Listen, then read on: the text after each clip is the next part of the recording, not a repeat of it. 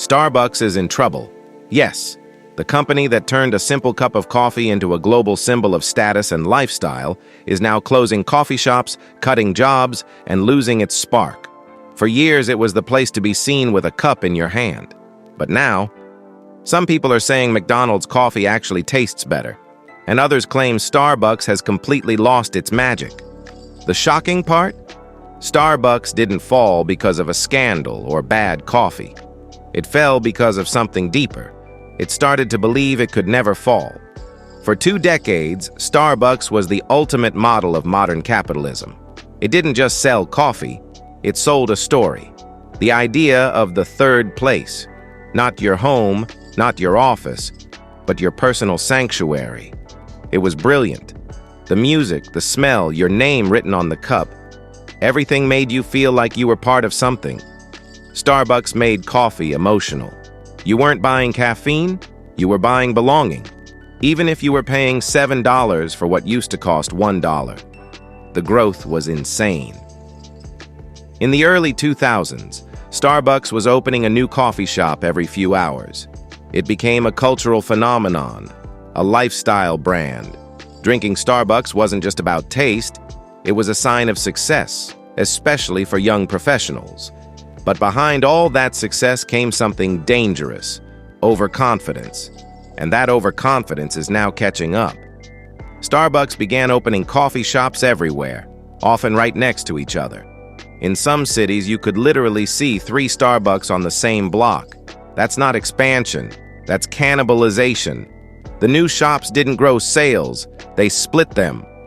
What used to feel exclusive became routine. And when exclusivity becomes routine, it loses its value. At the same time, costs started to climb. Inflation, rent, wages, ingredients. And customers started asking the question Starbucks never wanted to hear. Is it really worth it? Meanwhile, local coffee shops began popping up. Cheaper, cozier, more authentic. Starbucks kept talking about the experience. But for many customers, the experience was gone. Before we go deeper, if you love understanding why big brands rise or crash, hit subscribe to Focused Money Skills. Here, we don't repeat headlines. We break down the strategies, the money, and the mistakes behind every story. And trust me, the Starbucks story is far from over. In recent months, Starbucks has closed hundreds of coffee shops across North America, even some of its iconic ones. It shut down its famous Reserve Roastery in Seattle, one of its flagship locations. When a company closes its showcase store, that's not optimization, that's a warning sign. Starbucks says it's reorganizing and streamlining, but the truth is, the model is starting to crack. And it's not just about money. There's also social and political tension. Unionized employees claim some of the closed coffee shops were the same ones that had recently unionized. Others accuse Starbucks of losing its progressive identity and becoming just another cold corporate giant. The message of community and connection doesn't hit the same way anymore. Ironically, Starbucks taught the world to pay more for something ordinary.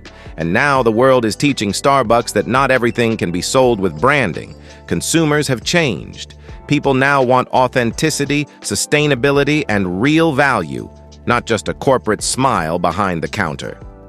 Meanwhile, the competition is catching up. Independent cafes offer better quality and personality. Cheaper chains offer convenience. And Starbucks is stuck in the middle. Not luxury, not budget, not quite sure what it wants to be. Its biggest mistake? Trying to be everything at once. And in business, when you try to please everyone, you end up pleasing no one. Starbucks isn't dead, far from it. It's still a massive global brand with millions of loyal customers. But the glow isn't the same. The name still carries weight, but the feeling, that emotional connection, it's fading. This isn't just a story about coffee.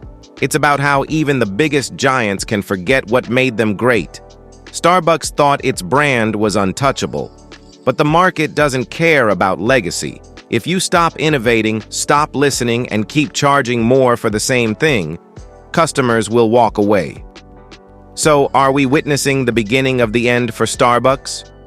Or just a painful reinvention? A rebirth for a new era? time will tell. But one thing's for sure, Starbucks is no longer the untouchable icon it once was. And for a brand built entirely on perception, that might be the hardest fall of all. If you enjoyed this breakdown and want to understand what companies won't tell you, their real strategies, failures, and lessons, subscribe to Focused Money Skills. Tell me in the comments, do you think Starbucks can bounce back, or has its best era already passed? And remember, no empire, not even one built on coffee, lasts forever.